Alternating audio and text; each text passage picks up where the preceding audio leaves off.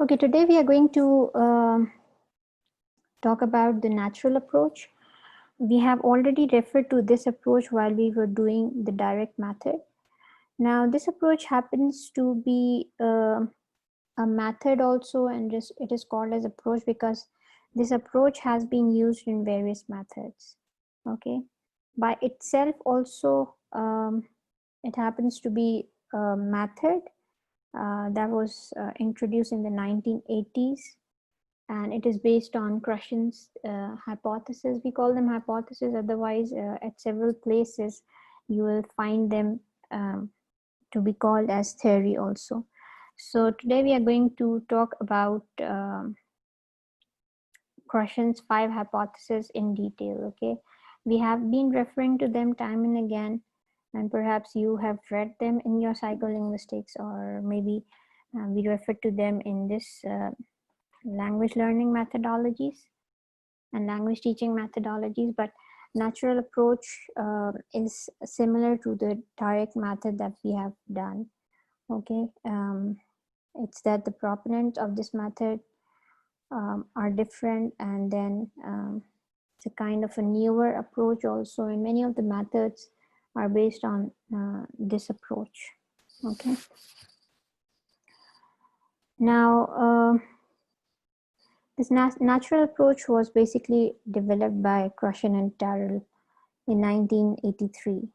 Okay, and I've told you that it is based on Krushen theories. These are basically sometimes called as theories, sometimes these are called as Krushen hypothesis. Okay, and those are 5 in number, and we have been referring to them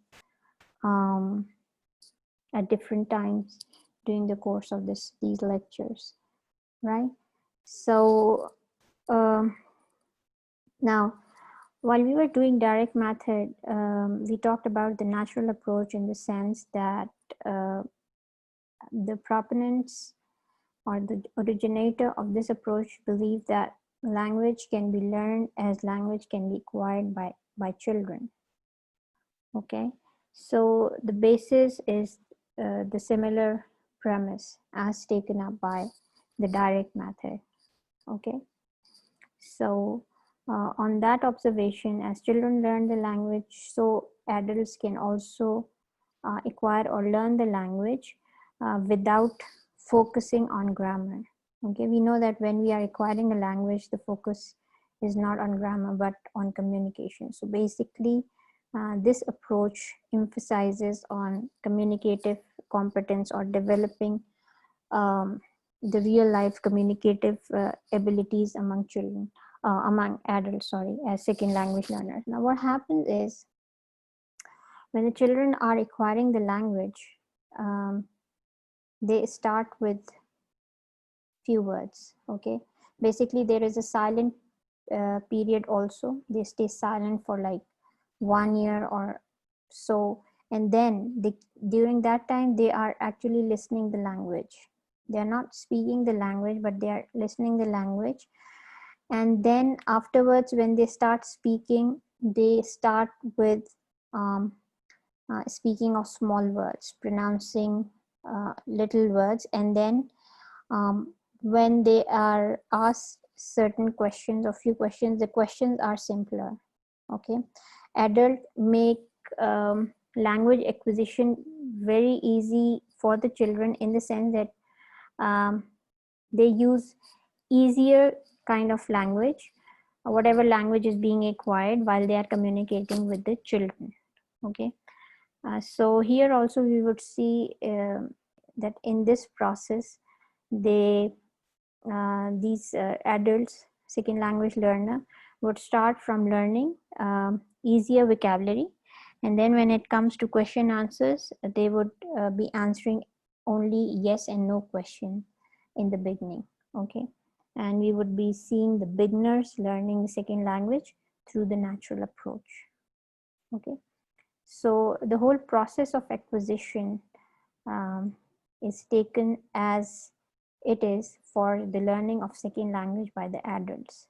Okay, and we would also look at how Krushen 5 hypotheses form the theoretical basis of this natural approach. Now, this acquisition focused approach sees communicative competence processing through 3 stages. I've told you that this natural approach basically focuses on communicative or developing communicative ability. Okay. And it focuses basically on stages that are similar to those when a child is acquiring a first language, right?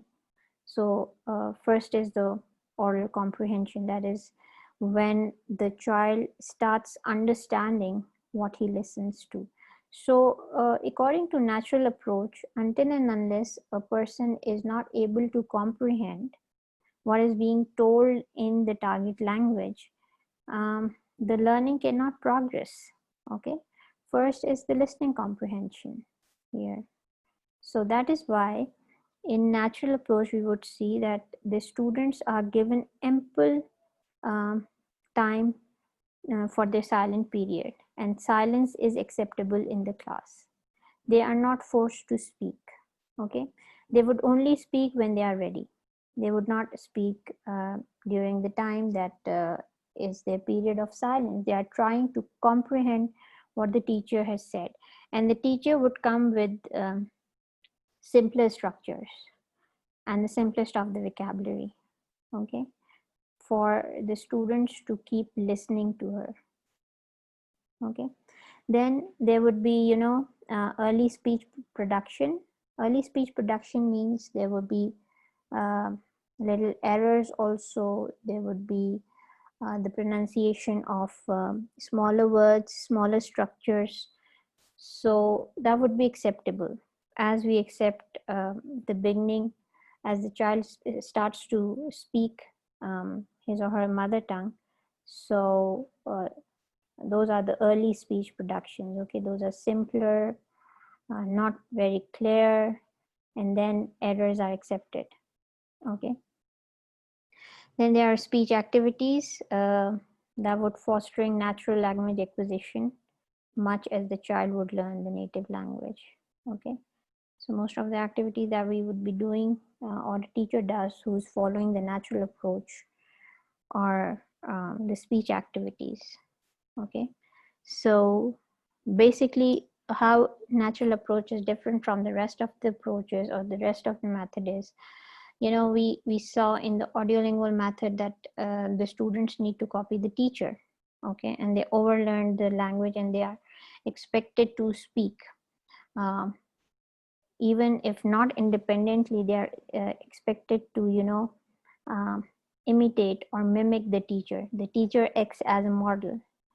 But here the students are not asked to speak. Okay, it's the teacher. For the first few classes, it would be the teacher who would be speaking, and the students are under no pressure to speak or to produce the language. Okay, because we would look at the effective filter that should be kept low. We also refer to it in Suggestopedia. Similar kind of filter also work here, that the students are not kept under any pressure of learning and producing the language. Okay, they would produce because it is with the belief that whenever the second language learner would be ready for the production of the language, they would speak.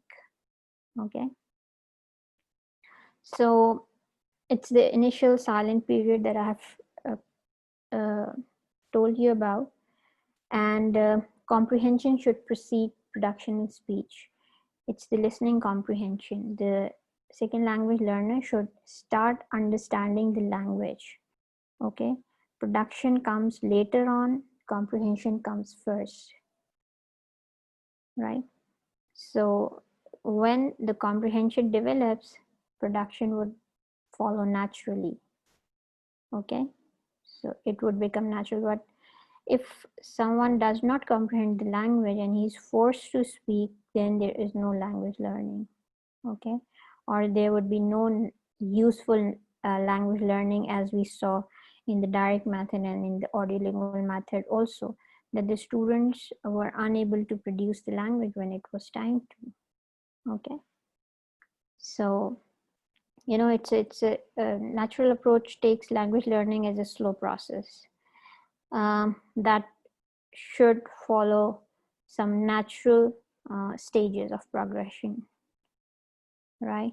So whatever time, and different learners would definitely take different times of silent period, and then they would start speaking after understanding, and then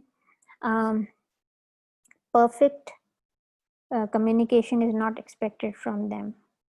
Okay, so they communicate with little structures and easier vocabulary initially in the beginning. Why? Let me admit some of your class fellows here. Okay. Now, 70s was a fruitful era in second language research. We have, done many methods that were developed there, and we also saw Noam Chomsky on the screen. Okay. Some of the methods of the 70s are community language learning. We might be doing it, we might not do that. Suggestopedia, we have done this. The silent way and total physical response. A total physical response is a separate method, but it also makes use of the natural approach in the sense that when the silent period is going on and the students or the learners of the second language start comprehending but not producing, so they respond physically. For instance, instructions like stand up and sit down, go there, come here, all of this comes in the total physical response. We might not get time to do all of these, but let's see how many of these methods can be covered. Okay, anyway, this is the methods of 70s. It was a good time for the ongoing research and developing of methods for second language teaching and learning. And this is the newer one because it was developed in the 80s, 1983. Okay. Now, in the natural approach, because it is quite similar to the direct method, teacher speaks only the target language. Okay. And it's the teacher who's going to provide the input for acquisition. So much of the success of a class which is being taught through natural approach really depends on the teacher. If she is bringing an appropriate input, and according to Krushen, it should be I+1, comprehensible input.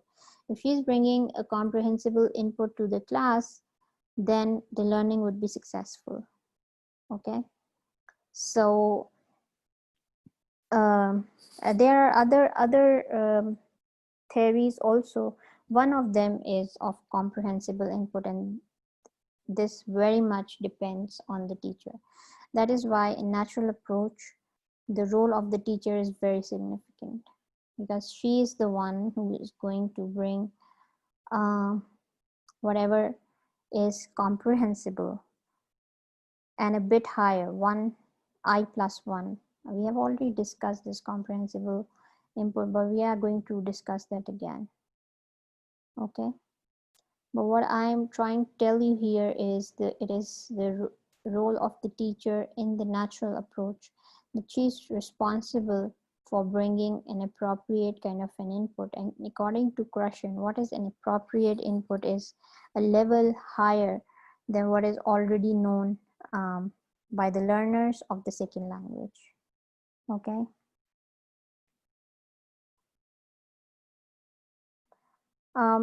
Errors in speech are not corrected, like we do not correct the errors of children also, and this is taken as discouraging someone. So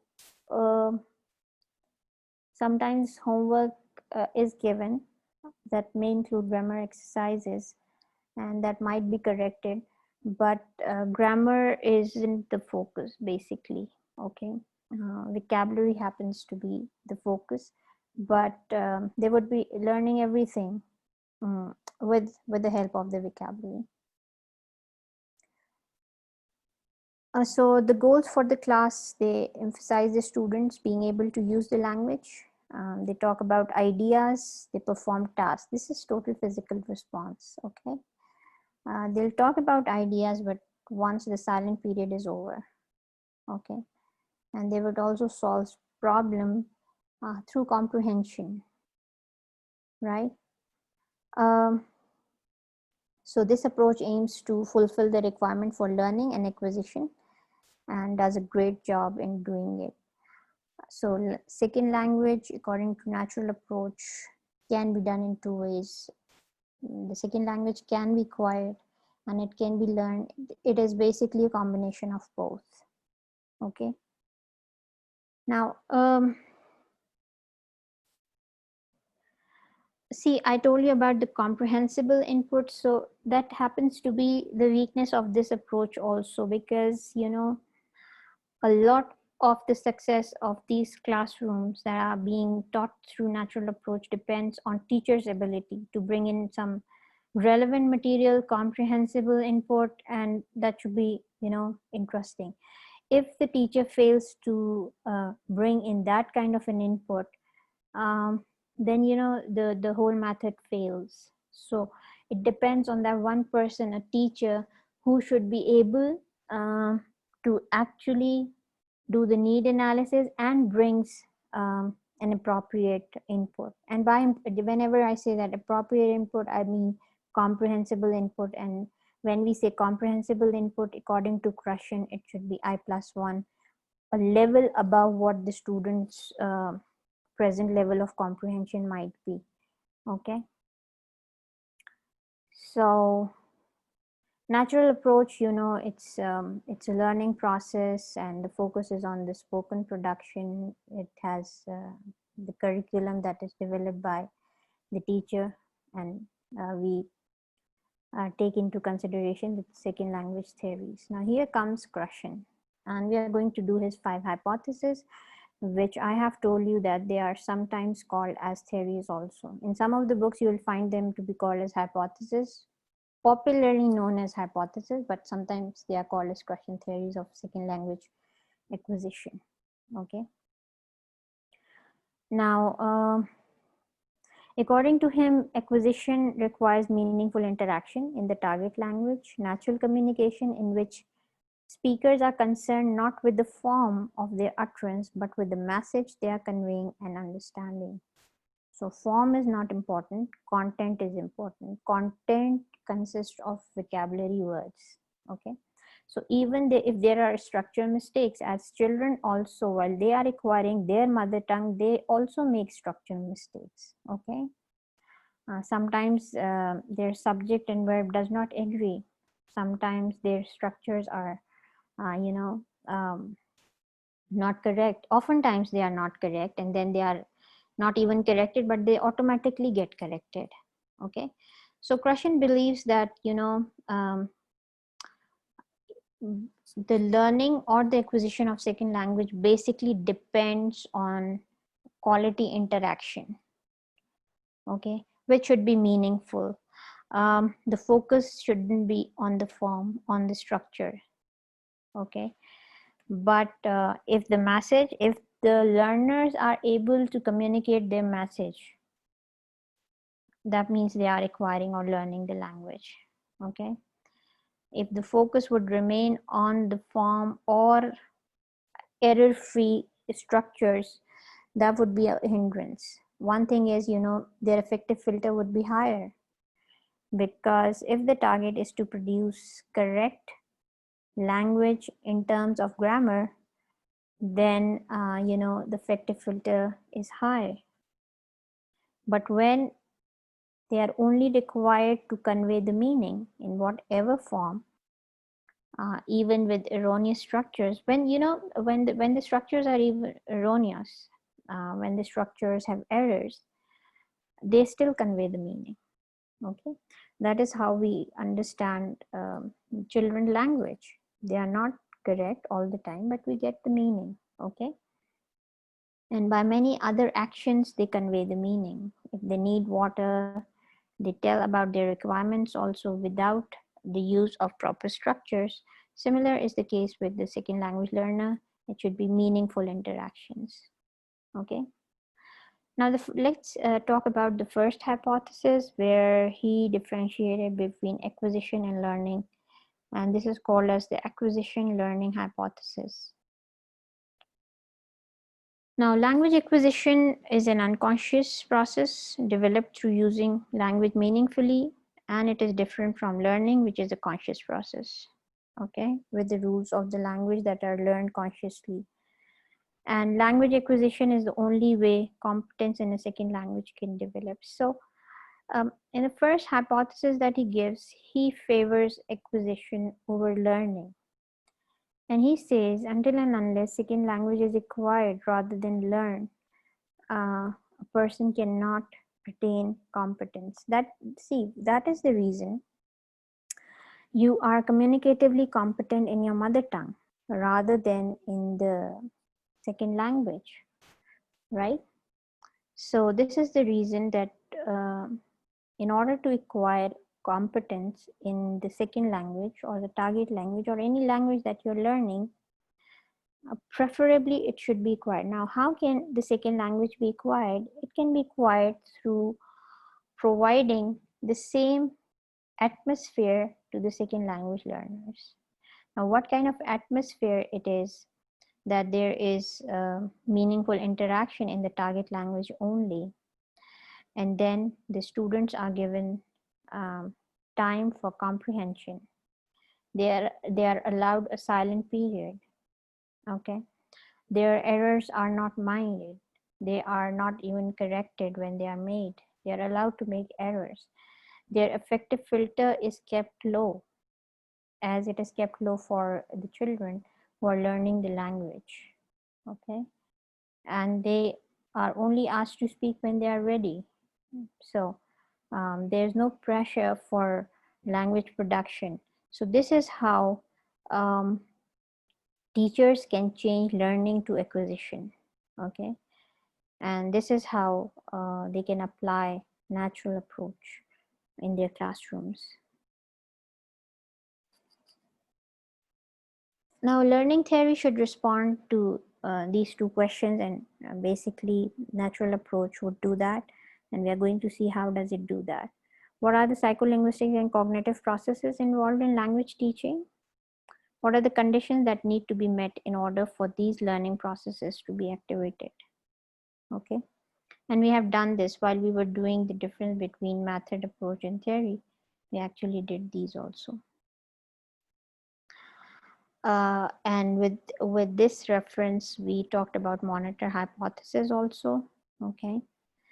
Now, Stephen Krushen's monitor theory and monitor hypothesis, as we popularly call it, is based on the natural approach, and this answers, we have done this, this answers both the questions. Okay. Acquisition and learning processes describes the type of input the learners receive, which should be at their level, interest of sufficient quantity in low anxiety context.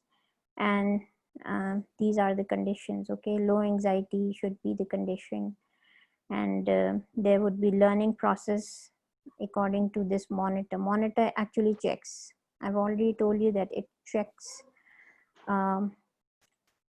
whether the structure is correct or not, and it lies within within the brains or the mind of the learner, whether he is producing the correct sentences or not. But it should be, besides this monitor hypothesis, the condition should be of low anxiety. Okay, it should be sufficient quantity in the sense that it should be I+1. Okay, and we already know that it really depends on the teacher how interesting she can make the lessons while keeping them I+1. The input should be I+1, but still interesting and sufficient. Okay, I told you that total physical response and natural approach, are based on the similar theories. So as far as the theory of language is concerned, it is not about the structures, but the vocabulary, okay, the meaning. I have already told you that it's about the meaningful interaction, and meaning comes from the words. So forms are not important in natural approach, but it's the meaning that is important, and meaning come from the vocabulary, right? So vocabulary is the heart of language. So it emphasizes comprehensible input, distinguishes between acquisition and learning, and it argues that learning cannot lead to acquisition. The focus is on meaning, not form, right? In learning, basically structures are learned. In acquisition, structures are not learned, but interaction is meaningful.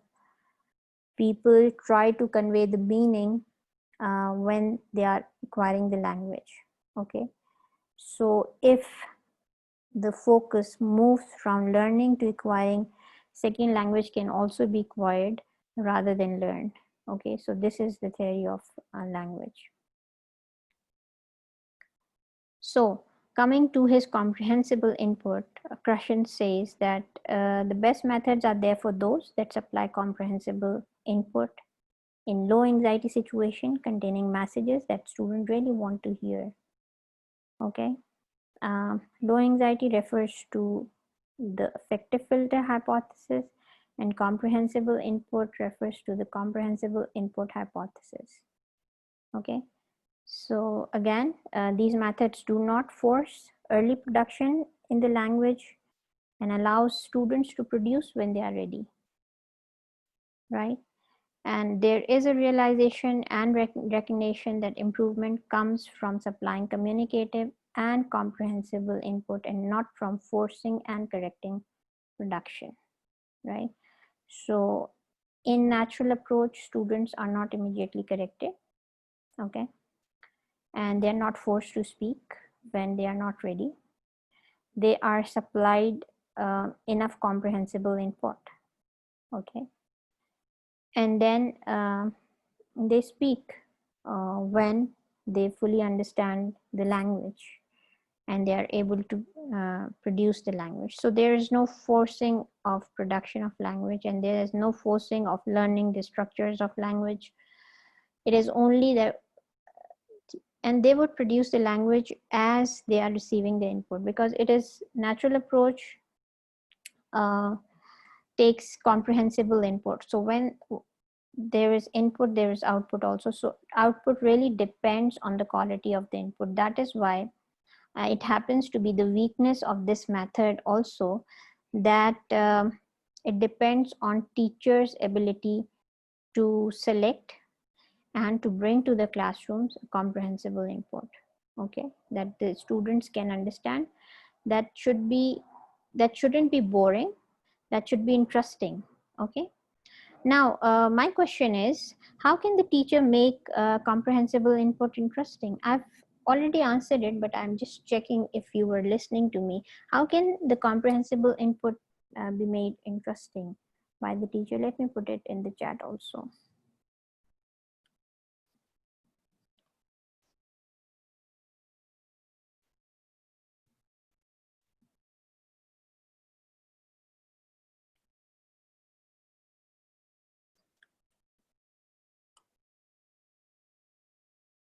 What does the teacher do? What is the advice of Krashen as far as comprehensible input is concerned?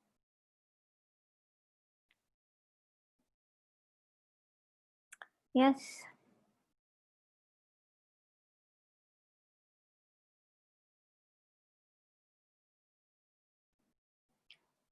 Yes, girls, are you there?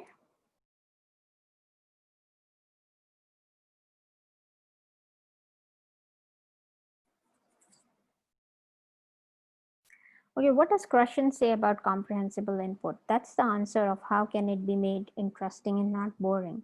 How boredom can be avoided from the classroom that are being taught through natural approach.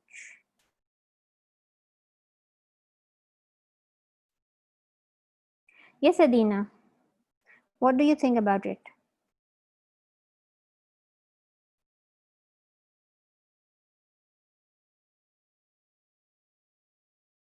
Exactly. I've told you so many times, you know. I'm just putting the question differently. It is just the same. Or just keep comprehensible input in mind. Just keep comprehensible input hypothesis in mind. Or scientifically speaking, according to Krushen, how can the teacher make it interesting? Because interesting interactions are meaningful. Okay.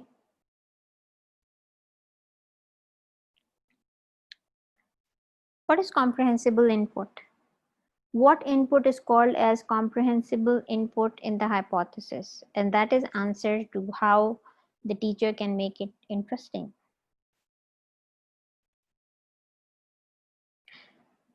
Yes, Eamon.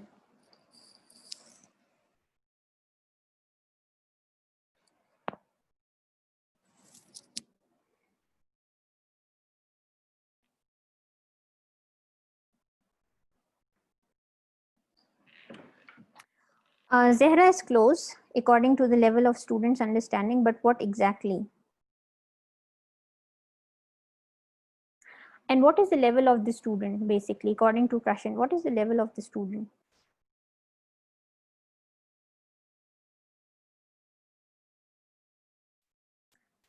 Yes, Adina is right. I plus one. This is, you know, how the lesson would be made interesting. If it is I plus one, if a teacher brings to the classroom only I as comprehensible input, it would bring boredom to the classroom because the students would already know. Okay. I just ask you common sense questions. Just connect what I have told you, what we are learning. You just need to connect things. This is how you will get your quiz and the questions. You need to understand the answer lies somewhere in your present knowledge. See, if the teacher brings to the classroom an input, which is I, of course, this is also comprehensible input. I is already known by the student and that would be boring. See, if we keep on repeating the same lectures, it would be boring. Okay.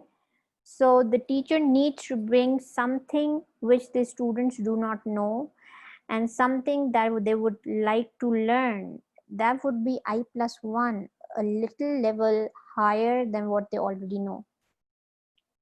So that would bring some excitement to the class. That would what the students would know.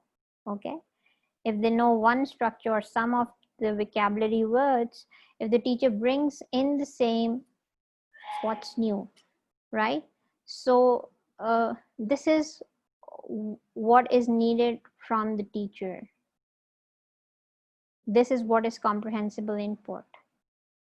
Okay.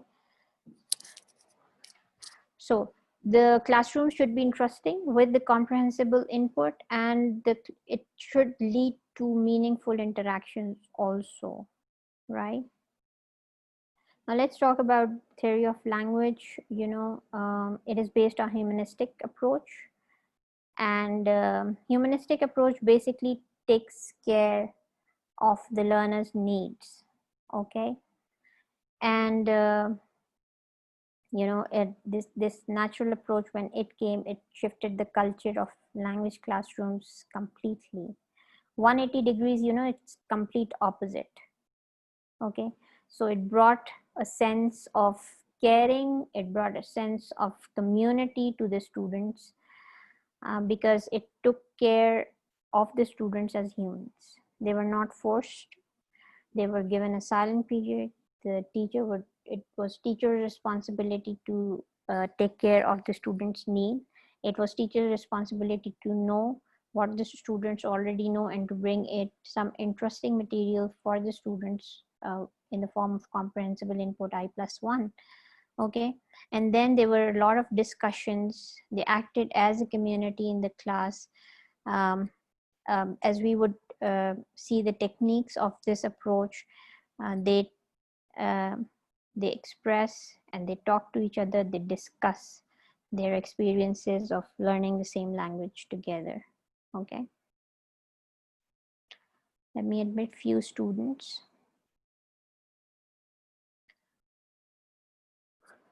Okay. Um, Theory of learning, of course, it's the same that acquisition is better than learning.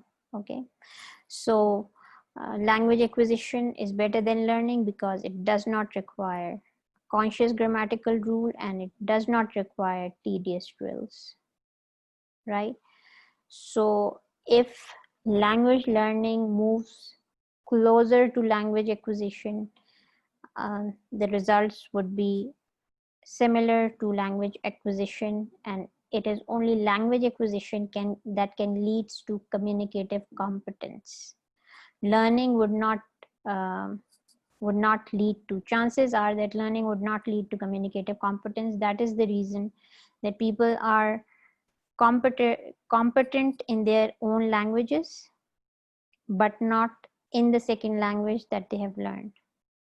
Okay, they might understand it, they might be able to read it, they might be able to write it also, but when it comes to speaking the language, they might not be as fluent as they are in their mother tongue. And this is because they have one language is acquired, the other is learned.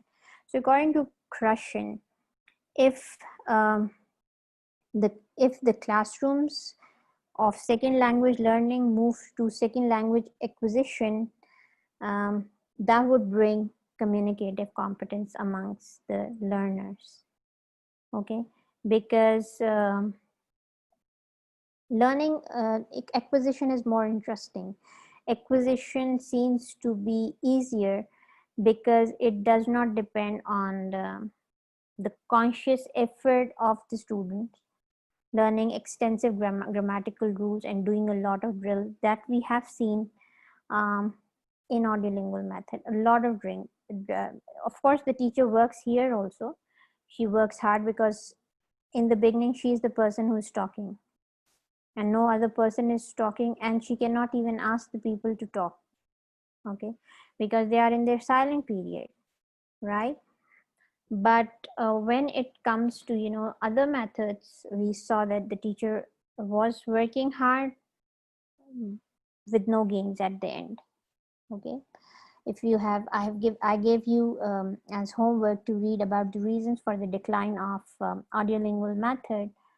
So I hope you have done that, and if you have done that, you must have come to know that learners who learned the language through audiolingual method did not become successful communicators.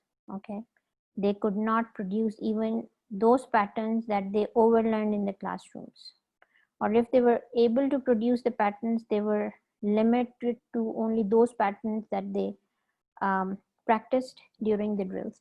So basically, acquisition is easier, but again, it depends on the teacher because acquisition does not require hard work, learning of the rules, and then a lot of exercises and drills in the classrooms. Okay. Now, one of the 5 hypotheses of Krushen is that we don't refer to usually, but this is one of those hypotheses of Krushen, the natural order hypothesis. The bases are, of universal grammar, and the bases are also related to the acquisition. Now, when the emphasis is not on grammar, Krushen says that the grammatical structures are acquired in a predictable order, and it does little good to try to learn them in another order. Okay, so in acquisition, of course, every language has a grammar. When a child acquires a language, he acquires the grammar also, but that is not the conscious acquisition of the grammar. The grammar comes along with acquiring of the language, and this grammar is in some predictable order. Okay, for instance, the child speaks one word in the beginning. Okay, for example, referring to water, he must have some vocabulary item related to water. Then he starts calling the parents and the grandparents. then he would speak two word sentence, then he would speak 3 word sentence. So this is the natural order that the child acquires the language through. Okay, and when in the classroom this natural order is disturbed, something artificial is brought to the classrooms in the form of grammar books.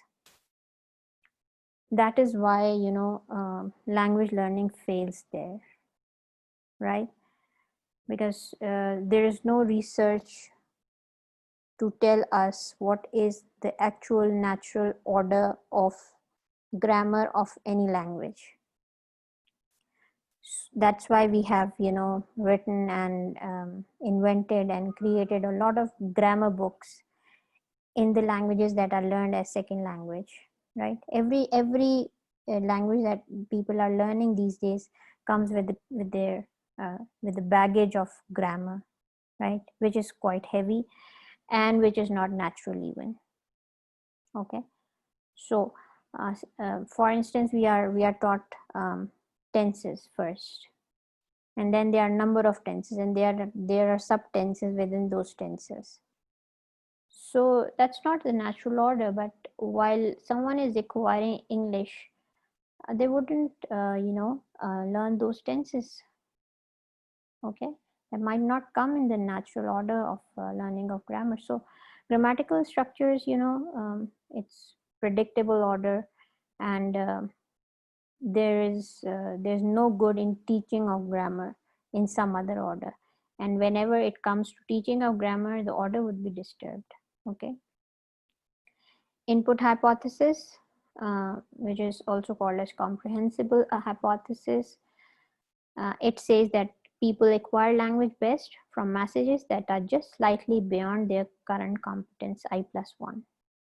Okay, so I is their current competence, whatever they already know about the language, and the teacher should bring this kind of an input. This is called as input hypothesis or comprehensible input hypothesis. So in different books you will find the title differently, but all of them refers to same Krushen's theory, Krushen's hypothesis, and input hypothesis, comprehensible input hypothesis. All of these are same. Basically, this is the comprehensible hypothesis, I+1, where I refers to the current competence and +1 is the newer input. Okay. Monitor hypothesis, that we learn as the process, one of the cognitive processes. Okay. And this comes in the conscious learning, and monitor acts as an editor. It checks or repairs the output of what has been acquired.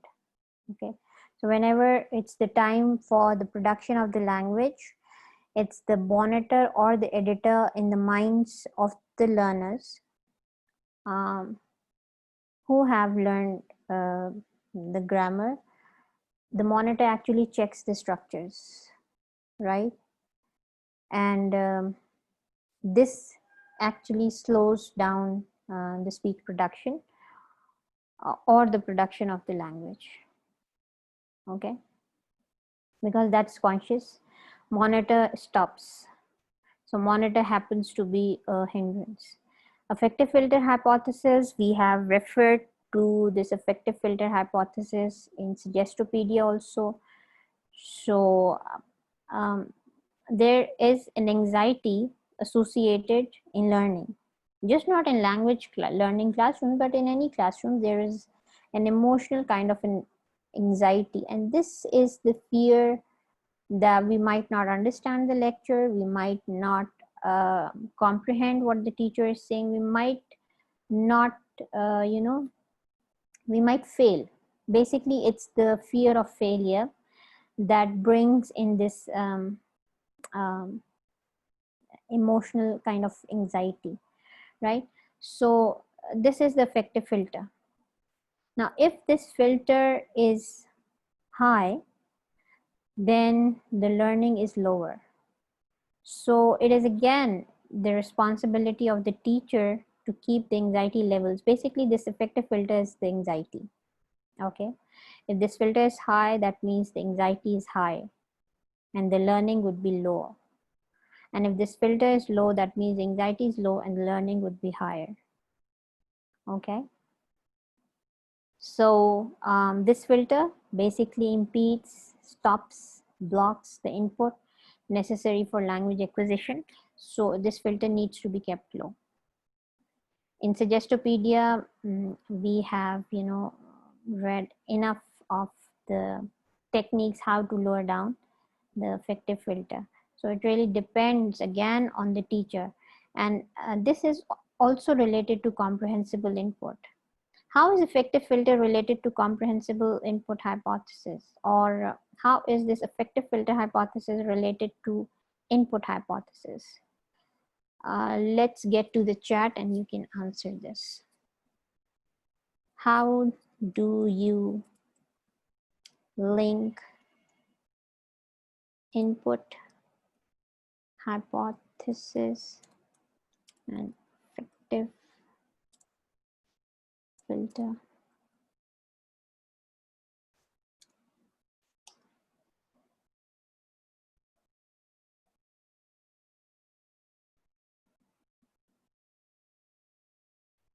How do you link this? If the input is not comprehensible, effective filter will be high. Yes, exactly. Okay. Minal is right. If this input hypothesis, input is I plus 2, okay? So effective filter would be higher automatically, right? So this is how these two hypotheses are basically related. Okay, we are going to look at the design, and design of course starts with, objectives. We would just do these objectives very, very quickly. Now, the natural approach to design is to, give beginners or intermediate learners communicative skills. The objective is basically, I already told you in the beginning of the lecture, it is about communication, as it is in audiolingual method and as it is in direct method. So it is communication. Firstly, it is listening, and then it is speaking. Okay. And academic learning skills later on, but basically it's about listening and then speaking, right? And then it would be reading and then writing. We would look at this also, but basically it is communicative skills, right? So I think that is all for today. Let me stop your recording here, and this would be available to you on your YouTube channel. One more thing. Your Sierra asked me for this YouTube channel, uploading of videos on the YouTube channel.